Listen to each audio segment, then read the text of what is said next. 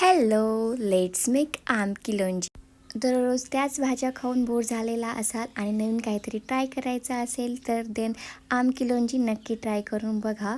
Flavourful आहे आणि 2 दिवस स्टोअर करू शकतात. स्वीट, स्पायसी, टँगी आणि फ्लेवरफुल आमकी लोणची नक्की ट्राय करून बघा आणि आवडली असेल तर तुमच्या फ्रेंड्स, फॅमिली मेंबर्सला शेअर करायला विसरू नका. फुल रेसिपी मी कमेंटमध्ये मेन्शन केलेली आहे. Try it out and let me know if you like it.